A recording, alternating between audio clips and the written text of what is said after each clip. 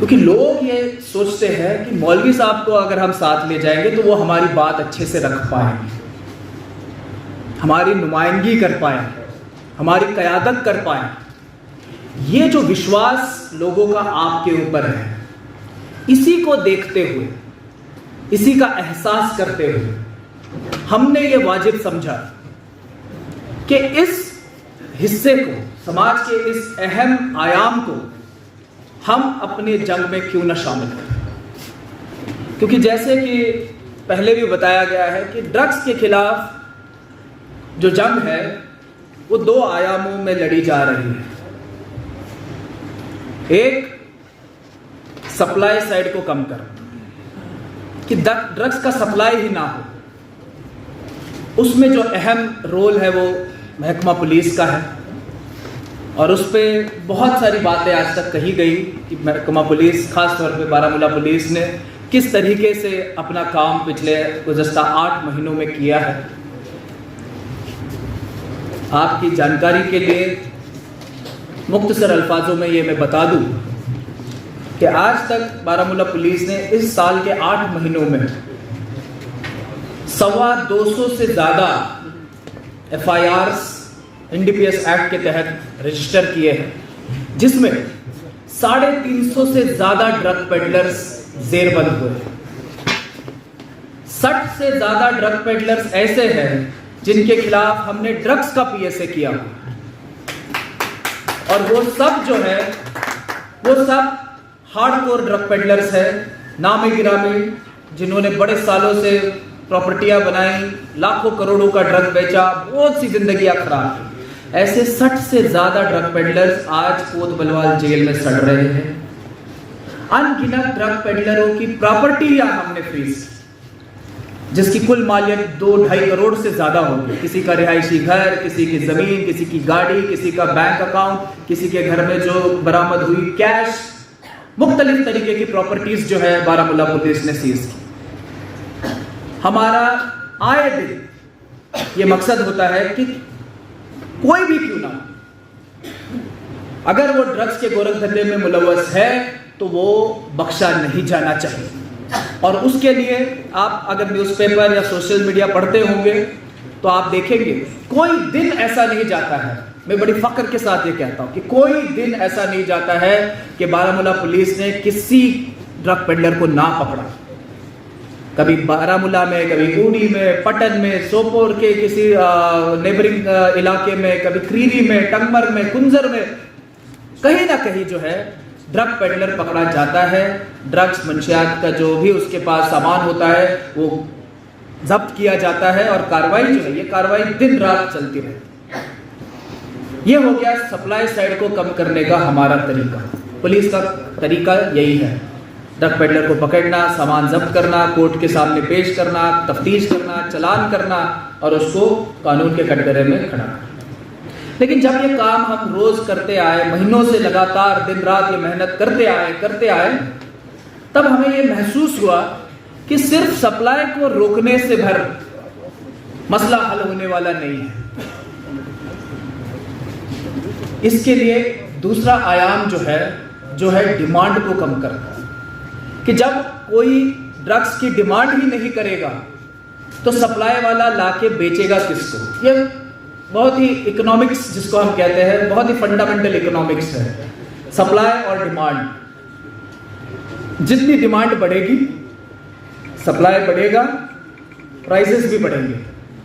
जब डिमांड ही नहीं होगी, जैसे आप में से कुछ लोग शायद दुकानदारी करते होंगे तो किसी को पता होगा, जब किसी माल की बिक्री नहीं होती है दुकान में, मानो कोई आपने कपड़ा लाया, कोई सब्जी लाई, कोई जूस की बोतल लाई, लेकिन आपने देखा कि ये तो लोग खरीद ही नहीं रहे हैं, पसंद ही नहीं कर रहे हैं, तो अगले महीने आप होलसेलर को उसका ऑर्डर नहीं देते हैं। अब बोलते नहीं भाई ये माल बिक नहीं रहा, तो आप वो बेचना बंद करें, क्योंकि उसमें मुनाफा ही नहीं है। ये ड्रग्स जो है ये एक धंधा है, ये एक बिजनेस है।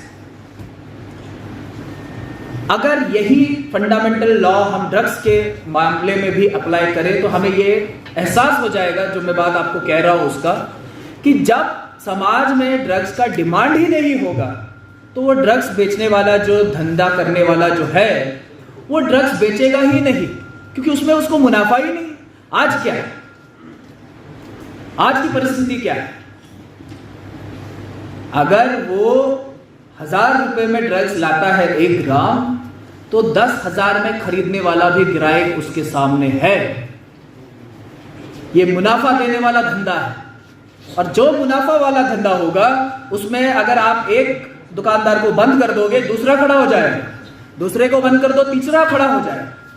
इस चीज को जब हमने थोड़ा सा स्टडी किया, तब हमें अंदाजा हुआ कि सिर्फ ड्रग पेडलरों को बंद करके उन पे कार्रवाई करने भर से जो है मसला हल होगा नहीं। इसमें हमें डिमांड को रोकने की कार्रवाई भी शुरू करनी पड़ेगी। इसी मकसद से जो है बारामूला पुलिस ने मुख्तलिफ इदारों में जो है ड्रग रिलेटेड अवेयरनेस प्रोग्राम शुरू किए। हमारा अपना एक ड्रग डी एडिक्शन सेंटर भी यहाँ पे चलता है, जिसपे हम मरीजों का इलाज करते हैं। फिर हमने जो है समाज के अलग अलग लोगों को इससे जोड़ने की कोशिश की। जैसे डीआईजी साहब जनाब बहादुर ने मेरे से पहले यहाँ पर फरमाया कि हमने सबसे पहले उन लोगों को दावत दी जिन्होंने कभी अपनी जिंदगी में एक गलती ड्रग्स के मामले में की है, जो फर्स्ट टाइमर जो ड्रग पेडलर थे, जिन्होंने स्मॉल क्वांटिटी ड्रग्स का केस जिनके ऊपर दर्ज हुआ है। ऐसे तकरीबन 150 नौजवानों को हमने इसी हॉल में जो है दावत दी, और एक पूरा आधा दिन का कॉन्फ्रेंस हमने उनके साथ की, जिसमें मुख्तलिफ इदारों के और महकमों के नुमाइंदान भी मौजूद थे। Social welfare, legal services, health department, employment के ऑफिसर्स, हर इदारे से लोगों को हमने बुलाया और उनके साथ हमने एंगेजमेंट की कि ठीक है, आपसे एक बार गलती हो चुकी है, अब हम आपको मौका देते हैं कि अब आप विलन की साइड छोड़िए और हीरो की साइड पे आ जाइए। ये जो जंग है ड्रग्स के खिलाफ, इसमें आप हमारे साथी बनिए। एक बार आपकी गलती खुदा भी माफ करता है, बड़ा नेक दिल है, रहम दिल है। हम भी आपको जो है एक मौका दे रहे हैं। उसका बहुत अच्छा इम्पैक्ट सोसाइटी में पड़ा। इन्हीं को फिर हमने जिम्मेदारी आयद की इन्हीं लोगों पे कि अब आप जाइए और हमारे साथ इंफॉर्मेशन शेयर कीजिए, क्योंकि इस धंधे में पहले रह चुके हैं। आपको छोटा मोटा इसका जो है इंफॉर्मेशन होगा कि आपके इलाके में और कोई ये गलत काम तो नहीं कर रहा है, और कोई तो इस तरीके से ड्रग्स नहीं बेच रहा है। हमारी आंखें बनिए, हमारे कान बनिए। उस प्रोग्राम के सक्सेस के बाद हमारे सीनियर ऑफिसर्स के रहबरी से जो है उन्होंने हमें ये डायरेक्शन दी, हमारे डीजीपी साहब ने हमें ये डायरेक्शन दी कि आप जो है अब इनकी तरफ नज़र दीजिए जो समाज के कायद हैं, छोटे छोटे मोहल्लों की लीडरशिप जिनके हाथों में है, जिनके पास एक मस्जिद में जुमे के नमाज के लिए 200, 250, 300 लोग जामा मस्जिद में जहाँ पर जो है बाजमात इकट्ठा होते हैं, उनकी जो क़यादत कर रहे हैं, लोग जिनकी बातें सुन रहे हैं मुख्तलिफ मसलों में, उनसे बात कीजिए, उनको अपना साथी बनाइए। और तभी जो है आज का ये प्रोग्राम यहाँ पर हमने ऑर्गेनाइज किया, जिसमें आप सबको हमने थोड़ी सी तकलीफ दी इसी बात के लिए कि अब जो है हमें एक लेवल और बढ़ाना पड़ेगा। आज मुझे लगता है यहाँ पर 100-150 मौलवी साहिबान मौजूद हैं। अगर हर एक आप में से ये जिम्मा उठाए कि मैं मिनिमम अपनी मस्जिद जो है जहां पर मैं इमामत कर रहा हूं, और उसमें जितने भी नमाजी आते हैं उन सब की जिम्मेदारी अगर मैं लूं, सिर्फ इतना ही अगर हर एक बंदा आप में से ये ठान ले कि मेरे मस्जिद में नमाज पढ़ने वाला जो भी है शख्स, वो ड्रग्स के खिलाफ हो, वो ड्रग्स ना कंज्यूम करे, इसकी जिम्मेदारी मेरी। बस इतना ही आपको करना है। मैं आपको ये नहीं कहूंगा कि आप ड्रग पेडलर को पकड़ के लाइए, ये मेरी आपसे उम्मीद नहीं है। मैं आपको ये भी नहीं कहता हूं कि आप ड्रग पेडलर की इंफॉर्मेशन मुझे दीजिए, ये भी मैं आपसे नहीं उम्मीद करता हूं, क्योंकि मुझे पता है ये काम हर एक के बस का काम नहीं है। इसमें फिर आपको कभी किसी की दुश्मनी भी मोल लेनी पड़ सकती है, कोई आपके खिलाफ भी हो सकता है, ऑलरेडी जो है मस्जिद कमेटियों में जो है सियासत चलती है, कोई उस चीज़ का फ़ायदा उठा के आपके खिलाफ जो है कोई सियासती दांव रच सकता है। मेरी आपसे ये भी उम्मीद नहीं, मैं कहीं भी आपको सप्लाई साइड कम करने के काम की दावत नहीं दे रहा हूँ। मैं आपसे यही गुजारिश कर रहा हूँ कि आपके मेंबर का इस्तेमाल करते हुए, आपकी बुलंद आवाज़ का इस्तेमाल करते हुए और आपके नेक ख्यालातों का इस्तेमाल करते हुए इतना भर इंश्योर कीजिए, इतना ही मुझसे वादा कीजिए कि मेरी मस्जिद में आने वाला हर नमाजी मेरी जिम्मेदारी है। और मैं आपको वादा करता हूँ कि मेरी मस्जिद कमेटी में मेरे मोहल्ले के रहने वाले बाशिंदों में जो है मैं ड्रग्स के खिलाफ आवाज़ उठाऊंगा। मैं जुमा खुतबात के दौरान ये बात वाज़िया करूंगा कि सिर्फ दीनी मजहबी बातों पे बात करने के लिए मुझे यहाँ पर नहीं रखा गया।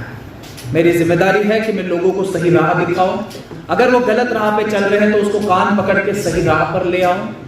और उस जिम्मेदारी का एहसास करते हुए मेरी आपसे एक गुजारिश होगी, क्योंकि मैंने ऑलरेडी अपने अफसरों को बताया है कि आप सबका जो है मोबाइल नंबर रजिस्टर कर लें। हम सब आपका जो है एक व्हाट्सएप पे एक ग्रुप बनाने की प्लानिंग कर रहे हैं, जिसमें आप सब उसके मेंबर बने और आप अपने खुतबात जब भी ड्रग्स के खिलाफ जहां भी आप इजहार करें अपने ख्यालातों का, उसकी एक छोटी सी वीडियो रिकॉर्डिंग करके आप उस ग्रुप पे डालें, ताकि हम और लोगों तक जो है ये बात सोशल मीडिया के माध्यम से, इंस्टाग्राम, फेसबुक, ट्विटर, हमारे तमाम मीडिया के साथियों के माध्यम से जो है दुनिया भर में ये बातें पहुंचा सकें कि फलाना मौलवी साहब ने जो है अपने जुमा खुतबात में ये अच्छी बात कही। मैं आपको एक छोटा सा एग्जाम्पल दे दूंगा कि हमारे पटन के ईदगाह, पटन से कितने साथी है यहाँ? बहुत बहुत अच्छा। तो हमारी जो ईद हुई पिछली बड़ी ईद पे, बहुत ही खुशी की बात है और मुझे बड़ा फख्र होता है इस बात कि पटन के ईदगाह में जो मौलवी साहब ने खुतबात पेश किए, उन्होंने ईद की नमाज के दौरान ईदगाह पटन से जो है ड्रग्स के खिलाफ आवाज़ बुलंद की, ड्रग्स के खिलाफ लोगों को जागरूक किया, पुलिस जो काम कर रही है ड्रग्स के खिलाफ उसकी तारीफ की। एक बहुत ही अलग मंजर जो है उस ईदगाह में देखने को मिला। मुझे नहीं पता उन मौलवी साहब का इस्म शरीफ क्या है, लेकिन मैं ज़रूर उनसे मिलना चाहूँगा, उनका शुक्रिया अदा करना चाहूँगा कि आज जो हम यहाँ पर ये कॉन्फ्रेंस कर रहे हैं उसकी बुनियाद वहाँ पे रखी गई पटन के ईदगाह में, जब ईद नमाज पे उन्होंने ड्रग्स के खिलाफ आवाज़ बुलंद की और पुलिस की तारीफ। मैं नहीं चाहता हूँ कि आप पुलिस की वाहवाही करें, हमारा काम हम कर रहे हैं और उसका असली जज ऊपर बैठा है और वो हमें उसी हिसाब से जो है इनाम दे। हम अपना काम उसके दरबार में रखते हैं, क्योंकि ये काम अगर हम ना भी करें तनख्वाह तो हमें आनी। सरकारी नौकरी का यही खासियत होती है कि आपको तनख्वाह महीने के महीने आ ही जाती है। कोरोना में दुनिया भर के लोगों की जो है रोजी रोटी छिन गई, लेकिन सरकारी मुलाजिम को तनख्वाह पूरी की पूरी मिली। अगर ये हम काम ना भी करें तब भी जो है तनख्वाह आनी है। लेकिन ये मैं अपने अफसरों को भी आम तौर पे हर रोज ये बताता हूं कि ये सिर्फ मैं कह रहा हूं इसीलिए मत करो, या कोई आपको सीनियर अफसर हिदायत दे रहा है इसीलिए करना है, ऐसा नहीं। ये काम हमें अपने बच्चों के लिए करना। मैंने बहुत पुलिस वाले ऐसे देखे हमारे महकमे में जिनके अपने बच्चे इस वबा के जो है शिकस्त में आ चुके हैं। इस बीमारी का जो है ये किसी का लिहाज नहीं करती। कोई सोचेगा कि मैं बहुत औहदेदार हूँ, समाज का बहुत इज्जत वाला हूँ, तो मेरे बच्चे को कुछ नहीं होगा। ऐसा नहीं है। बहुत सारे ऐसे, और ख़ास तौर पे अमीरों के बच्चे, क्योंकि ये ड्रग्स महंगा है। 1 ग्राम 6-7 हज़ार रुपए में बिकता है। इसको अफोर्ड करना सबके बस की बात नहीं है। तो ख़ास तौर पे अमीरों के बच्चे, उस तबके के लोग जो थोड़े मालदार हैं उनके बच्चे, उस तबके के लोग जो थोड़ी इज्जत की जो है गवर्नमेंट पोस्टिंग किसी बड़े ओहदे पे बैठे हैं, उनके बच्चे, हर एक शख्स जो है इसकी शिकस्त में आ सकता है। इसमें किसी का लिहाज नहीं होता। हमारा ड्रग एडिक्शन सेंटर यहीं पे चलता है, हॉस्पिटल, ओल्ड हॉस्पिटल रोड पे। आप कभी वहाँ पे जो है मुआयना करने के लिए जा सकते हैं। मुख्तलिफ किस्म के लोग, गरीब, अमीर, छोटा बड़ा, मर्द, जनान, हर किस्म के लोग इसका शिकार बनते हैं। लिहाजा कोई ये ना सोचे कि मेरा क्या है, मैंने अपने बच्चों पे अच्छे संस्कार किए, मैंने उनको अच्छी तरबियत दी है, वो नमाज भी पढ़ने जाता है, वो रोज़े भी रखता है, वो अच्छी तालीम हासिल कर रहा है, बड़े स्कूल में, बड़े कॉलेज में पढ़ रहा है, तो उसको तो कुछ हो ही नहीं सकता। इस गलतफहमी में हमें नहीं रहना है। मैंने ऐसे भी माँ बाप देखे हैं जो करोड़ों रुपया खर्च करने के लिए तैयार है कि मेरे बच्चे को इससे बाहर निकालिए। लिहाजा हमें आपको मिलकर जो इस जंग में इकट्ठा शिरकत करनी पड़ेगी, उतरना पड़ेगा कीचड़ में। ये गंदा काम है, आसान नहीं होगा, मैं आपको पहले बता दूं, आसान काम नहीं है। जो गलत राह पे चल रहा है उसको लग रहा है मैं ये सही कर रहा हूं। देखिए, सोए हुए को जगाना आसान होता है, लेकिन जो जानबूझकर आंख बंद करके बैठा है उसको जगाना मुश्किल है।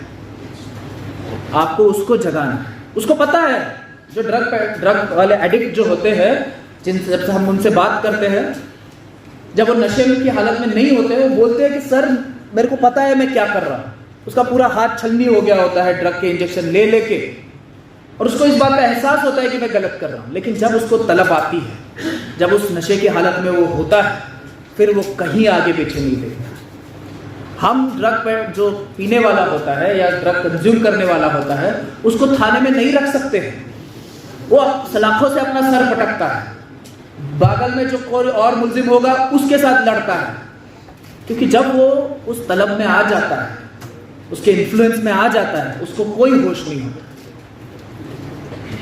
ऐसी ये वबा जो है, जिसका कोई दीन धर्म नहीं है, जैसे मेरे पहले डीआईजी साहब ने भी यहाँ पे फरमाया कि माँ का गला चीरने वाला बच्चा, वो इसीलिए ये कत्ल कर रहा है अपनी माँ का, ताकि मेरे को वो पैसे नहीं देती है ड्रग्स के लिए।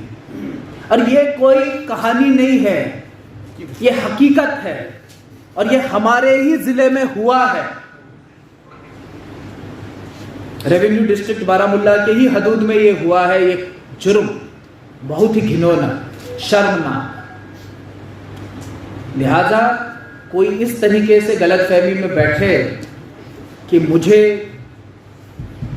तो ये बीमारी छू नहीं सकती है, मेरे घर में आ नहीं सकती है, इस गलतफहमी से आपको दूर करना पड़ेगा लोगों को। पहले तो उनको एहसास कराइए कि भाई ये असलियत है। तभी मैं आपको ये इल्तिजा कर रहा हूं कि आप जो भी बातें कहें, उसकी एक छोटी 2-4 मिनट की वीडियो क्लिप बना के वो इस ग्रुप में, डीएसपी साहब जो है इस ग्रुप को एडमिनिस्ट्रेशन करेंगे, सबको इसका मेंबर बनाइए और भी लोगों को जोड़िए। एक ग्रुप में 200-250 ही लोग आ सकते हैं। अगर ज़्यादा लोग जुड़ना चाहिए तो दूसरा ग्रुप बनाइए, मुख्तलिफ इलाकों के अलग अलग ग्रुप बनाइए, जैसे भी हो, लेकिन लोगों को एक प्लेटफॉर्म पे लाइए। और इनकी जो बातें हैं, क्योंकि इनका एक एक लफ्ज़ बहुत कीमती है। जब ये किसी आयत शरीफ की दलील देते हुए कोई बात कहेंगे अपने खुतबात में, और उससे जब अपनी बात वाजिया करेंगे, वो इम्पैक्ट, एक पुलिस वाला बात करता है तो अक्सर लोग इसको देखते हैं कि तो पुलिस वाले इसका क्या पता है, तो अपनी बात कहेंगे और चले जाए। लेकिन जब आपके मुबारक फोटो से जब ये बात बाहर निकलेंगी, अच्छी बातें बाहर आएंगी, उसका जो है हम एक कलेक्शन बना के तमाम जिले में जो है उसको स्प्रेड करना चाहते हैं। उससे जो एक इंकलाब आए, एक नया जज्बा समाज में, कि तो सब लोग, आज तक ये सिर्फ पुलिस वाले बात कर रहे थे, अब तो वो लोग भी बात कर रहे हैं जो खुद इस धंधे में मुलव्वस थे। आगे जाके तो वो लोग बात कर रहे हैं जो तो हमारी समाज की क़यादत जो करते हैं, वो भी इसी बात को वाजिया कर रहे हैं। कल हमारा और मकसद है कि ज़िले के जितने भी स्कूल के प्रिंसिपल्स या एजुकेशनल इंस्टीट्यूट्स के जो चीफ हैं, उनको यहाँ पर दावत दें। और उनको भी इस जंग में शामिल करें। धीरे धीरे जब माशरे के हर तबके से ये आवाज़ उठेगी, अवेयरनेस पैदा होगा, तो ये डिमांड जो है अपने आप कम हो जाएगी। जो लोग ऑलरेडी इस बीमारी की जद में आ चुके हैं, उनके इलाज करने की कैपेसिटी आज भी हमारे पास है। पिछले दिनों इंडियन एक्सप्रेस में एक आर्टिकल आया था कि हर 12 मिनट में एक मरीज जो है ड्रग डिटेक्शन सेंटर श्रीनगर में, जहाँ पे पुलिस चलाती है, वहाँ पे जो है दाखिल हो रहा है। लेकिन अभी भी हमारे पास उतना बुरा हाल नहीं है। लेकिन वो दिन दूर नहीं है कि हमें गली गली में जो है, जैसे बाकी स्टेट्स, बहुत सारे स्टेट्स में ये हालात है, या वेस्टर्न कंट्रीज़ में ये हालात है, जो हम कहते हैं सो कॉल्ड डेवलप कंट्रीज़ है, वहाँ पर भी ये हालात है कि गलियों में, कूचों में लोग नशा कर करके जो है पड़े रहते हैं। अभी हमारे सामने वो दिन नहीं आ रहा है, लेकिन हम उसका इंतज़ार नहीं करेंगे। हम उस इंतज़ार में नहीं बैठेंगे कि हमारे घर की बीवी, हमारे बच्चे मोहताज हो जाए हमारे प्यार को, हमारी बहनें, हमारी माताएं, हमारे छोटे भाई, हमारे बेटे इस बीमारी की जद में आकर ज़ाया हो जाए। हम वो इंतज़ार नहीं करें। और बारामूला ज़िले की मैं ख़ास तौर पे बात कहूँ, बाकी जगहों पर बारामूला ज़िले को इस नज़र से देखा जाता है कि ये तो ड्रग सप्लाई करने वाला डिस्ट्रिक्ट है, क्योंकि जैसे आपको पता है हमारी एक बहुत लंबी बॉर्डर जो है पाकिस्तान ऑक्युपाइड जम्मू एंड कश्मीर के साथ मिलती है, उड़ी और गुलमर्ग के इलाकों में। आम तौर पे ये ड्रग्स जो है ये पाकिस्तान से इस तरफ आता है। वहाँ पर बैठे हुए जो लोग हैं वो इसी नापाक नीयत से जो है यहाँ पर ड्रग्स भेज रहे हैं कि यहाँ के लोगों को गुमराह करें। जैसे पहले भी मेरे पहले बताया गया कि बहुत सालों तक हमने दहशतगर्दी का सामना किया, बहुत सालों तक हमने स्टोन पेल्टिंग का सामना किया, बट अब हम कहते हैं कि नहीं, आज हम उस चीज को बर्दाश्त करने की तैयारी नहीं रखते हैं। और ना ही वो मंजर कभी हम फिर से कि ओल्ड टाउन की गलियों में कोई घुस नहीं पाता था कि वहां पर इतना पथराव होता है, या मासूम कोई कत्ल हो जाए दहशतगर्दों के हाथों, वो मंजर हम फिर नहीं देखना चाहते। तो उन्होंने नया ये हरफा जो है आजमाया है कि ड्रग्स भेजो और गुमराह कर दो इस पूरे समाज को, कि बेटा ये ना सोचे कि मैं अपने माँ के ऊपर हाथ उठा रहा हूं, भाई भाई का कत्ल कर दे, हमारी माएँ बहनें जो है अपनी अजमत को कुर्बान कर दे इस 2 ग्राम ड्रग्स को हासिल करने के लिए। यही दुश्मन की चाल है, इसको हमें जो है डिफीट करना है। और उसके लिए मुझे बहुत अच्छा लगा जब मेरे पहले यहाँ पे स्पीकर्स ने ड्रग पेडलर्स को दहशतगर्दों के साथ कंपेयर किया। आज की इस महफिल की अगर कोई टेक अवे है, कोई अहम अगर कोई स्टार पॉइंट है, वो यही है कि बारामूला के 150-200 मौलवी साहिबानों ने इकट्ठा होकर ये आवाज दी कि ड्रग पेडलर एक दहशतगर्द है। हमारे सदर पुलिस महकमा जनाब डीजीपी साहब ने भी पिछले दिनों एक आर्टिकल में यही फरमाया कि ये ड्रग्स जो है ये टेररिज्म से ज्यादा खतरनाक है। दहशतगर्द ज्यादा से ज्यादा एक गोली चलाता है, पुलिस वाले को मारता है, किसी बेगुनाह का कत्ल करता है, लेकिन ये ड्रग बेचने वाला जो है, ये एक पुड़िया ड्रग्स जो होता है उससे सैकड़ों बच्चों को बर्बाद कर रहा है। लिहाजा हमें और कमर कसनी पड़ेगी इसके खिलाफ आवाज बुलंद करने की। मुझे पूरा यकीन है कि आप मेरी बात से इत्मीनान रखते हैं और जो ये छोटी सी पहल हमने की है, ये जो पहला दूसरा कदम हम धीरे धीरे उठा रहे हैं, इसको आप अपने तरीके से अपने लेवल पे इसको और बढ़ाएं। ये जो बातें आज यहाँ पर डिस्कस हुई, ये महज सुनने की बातें नहीं है, ये आपको आगे जाके अपने जिम्मेदारी के इलाकों में इसका प्रोपोगेशन करना पड़ेगा, इसको फैलाना पड़ेगा। मैं पूरे बारामूला पुलिस के तरफ से आप सबको तहे दिल से शुक्रिया अदा करता हूँ कि आप दूर दूर के इलाकों से यहाँ पर आए, हमारी बातें सुनी, बड़े सारे लोगों ने अपनी बातें यहाँ पर रखी और आज हम ये एक हल्फ उठाते हैं कि चाहे जो हो जाए, जितनी भी मुश्किलातें सामने आए, पुलिस और अवाम मिलकर जो है बारामूला को एक ड्रग फ्री डिस्ट्रिक्ट डिक्लेयर करें। जरूर। शुक्रिया। अस्सलाम वालेकुम।